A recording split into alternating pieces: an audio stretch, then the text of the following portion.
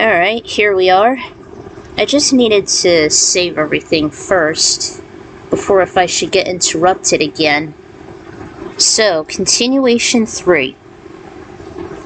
With the new bridal chamber set up later that night, courtesy of Fushin's Jinsei vapor covering the room, as well as the 2 used mattresses to prevent any infestations, the red covers and linings flickered amongst the pair of crimson Chinese lanterns dedicated to the upcoming marriage, although in this case they were illuminating despite the opaqueness, not necessarily counting the light being deflected by the fresh snow. Not unlike Lao and Aiko themselves, as if the heavy burdens had finally been lifted from their souls amongst the complex traditions, the blizzard itself hindering progress, and any last-minute ends to tie up. All they needed to do was relax, wait, and they knew only the invitations were next on the agenda after their wedding gifts were transported, including the new bed sheets in which they are sure they'd sleep like hibernating baby animals. As Lao was taking a shower, Aiko had the room to herself, and she can't stop admiring the brand new setup, which would always be there even after a hard day with the White Lotus or after they are wed. However, upon gazing in from the upper corridor, something about the new, glowing, obscure, and blood-red environment made her feel strange. She observed upon the wider red bedspread as she walked in. Then the new, massive, elaborate Matoken drum caught her peripheral vision. She closed the door, then slowly, she took it, and never wanting to disturb, and the colorful feathers dangled after she sat on the bed as if they were ready for her. Hyper-focused, she shifted it close, around her lotus position. It was barely over the same sitting height, enough space to tap on it easily, rhythmically, with her hands emitting a simple tribal beat. But in less than a minute into the ritual, she closed her eyes, taking it in more.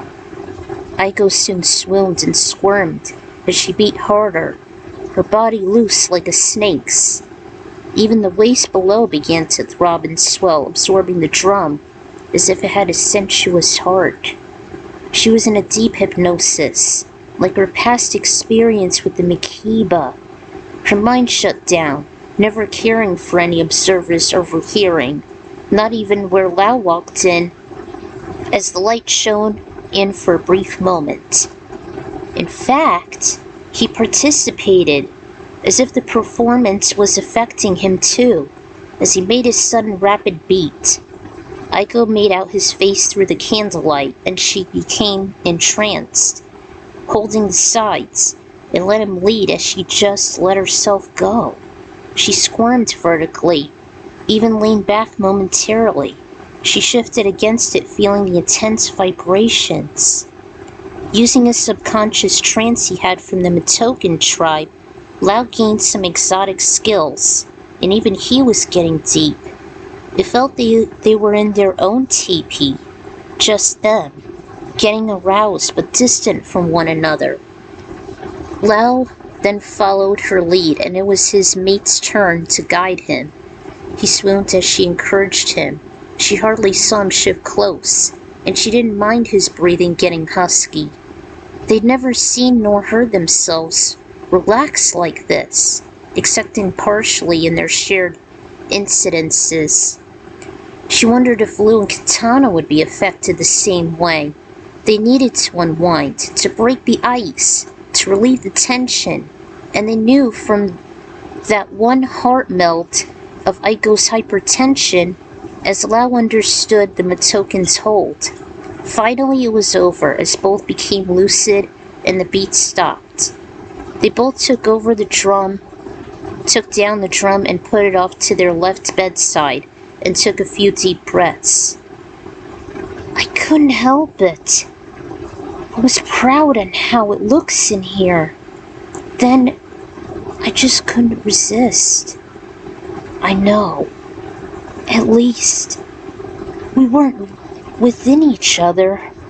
I just I was just attracted like a magnet, as I heard and saw you, even though we were clothed.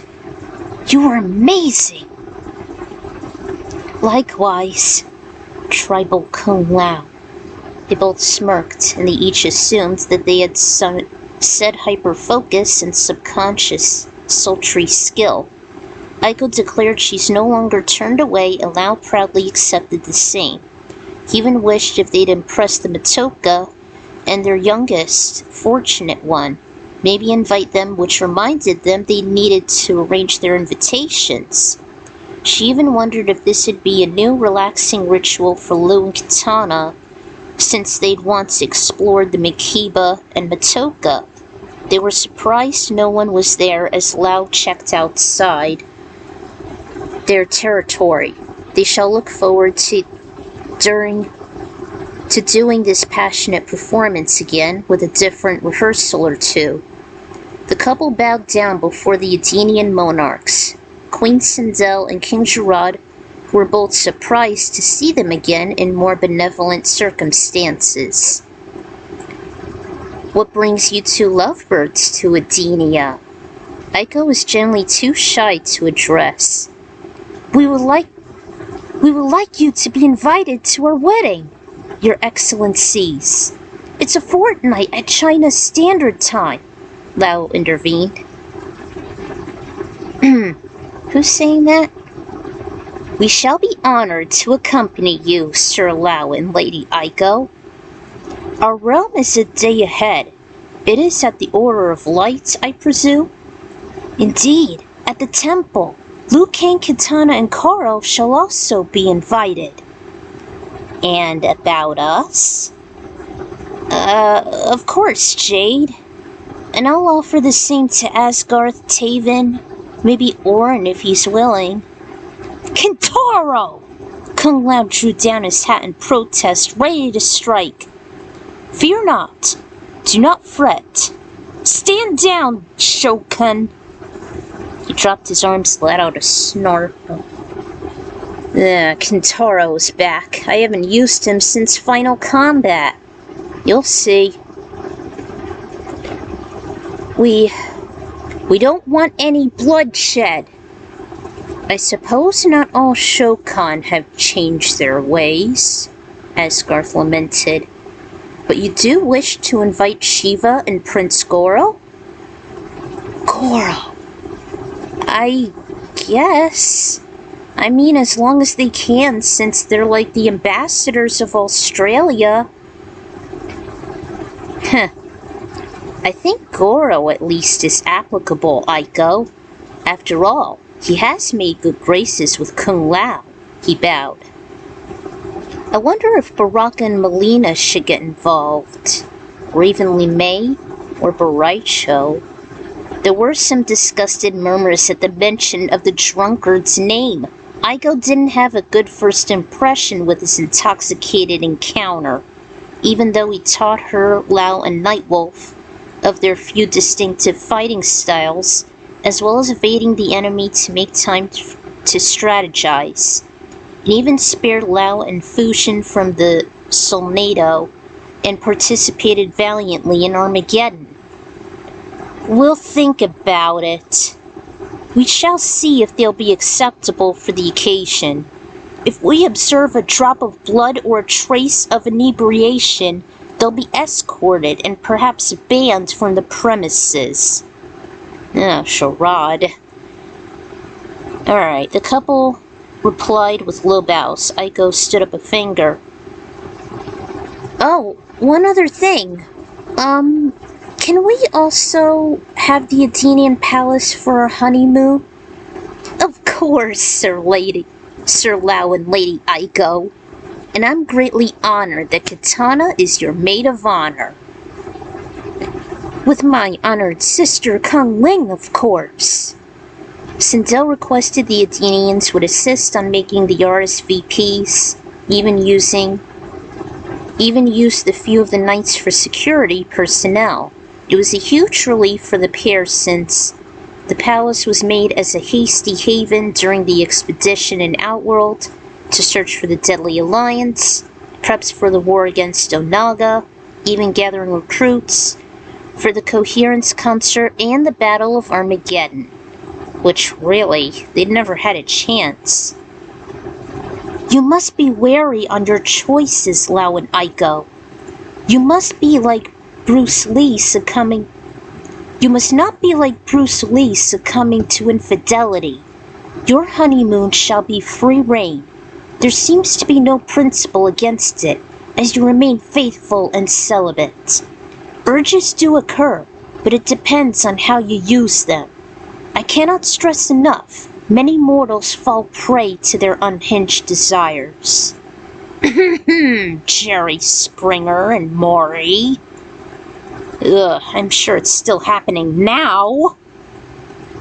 They were at the Wind's World taking in the god's wisdom. He also explained Sindel shall offer to design the invitations and RVSPs for them, as she was also inspired on witnessing Katana's own wedding from a different era, especially having them being encoded in blue with satin ribbons. He offered to drop them off at the invitees' designated locations like a messenger pigeon. While word got out, Nightwolf stated that Kiba shall be the pet sitter of the rodents Little Guy and Jin in order to ease tension since Jin and Ling were invited. About a day later, back at the Kung cottage, an envelope suddenly appeared with Japanese symbols on the label. A translated letter was enclosed. Dear Kung Lao and Aiko, I'm sorry I cannot make it to your holy matrimony. However, the Takashis are still willing to go despite the 3-hour difference here in Japan. The capybaras at Sudagwara Zoo are also doing fine, despite Nagasaki and Aso still destroyed. God damn it, I hate these places! Forgive me for not arriving to your blessed celebration, although someone must keep a watchful eye on the Shiraryu. Sonia, Johnny, and Jax shall also accompany you, while Cyrax volunteered to guard Vera, Cassie, and Jackie as they are too young. Kwai, Smoke, and Frost are also interested, as Bihan and Serena will stay with the Lin Kuei. Enclosed is a CD with the unknown couple's song you adored, Kawa no Nagare no Yoni by Teresa Tang. It's been very popular, and following the twisted path suits you too well of your trials and tribulations. Raiden shall be proud, and may the gods bless you on your union. Sincerely, Grandmaster Hanzo Hasashi. Aiko's smile grew, and she was nearly in tears, feeling she still owed the redeemed ninja so much. It would have been like PTSD on losing Harumi, Satoshi, and his clan. Fushin eventually gave word that Cabal and Stryker also declined since they're obligated to secure the New York streets as usual, while Cyrax officially volunteered to stay with the Special Forces. The first scene was like a spur of the moment. The couple's chamber isn't necessarily a... you know what I mean. It's more like a hubbub for comfort, their pleasure, their place to relax, their sanctuary, and show their love for each other even before tying the knot. It was about time they needed to embrace those tribal customs they'd been holding back for so long. The Revenant counterparts in the Unaliving War, especially my OC, took advantage of the Matoka and Mikiba's might against Darkseid, or just leading their undead clan.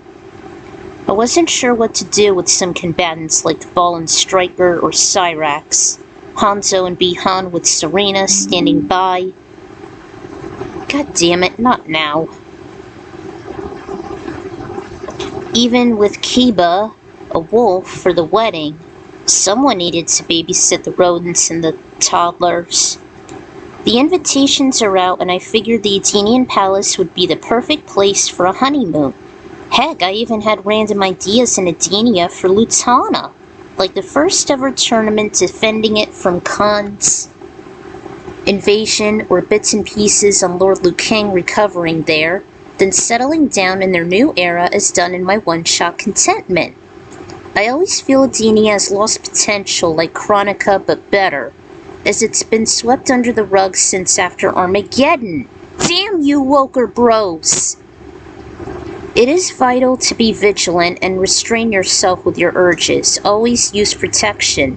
Check for any diseases, and don't jump to intercourse straight away unless you're married and prepared.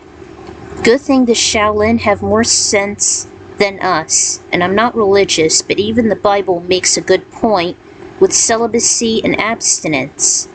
We do have urges, but like dark abilities, it depends how it's used. Hello, Lord Liu Kang!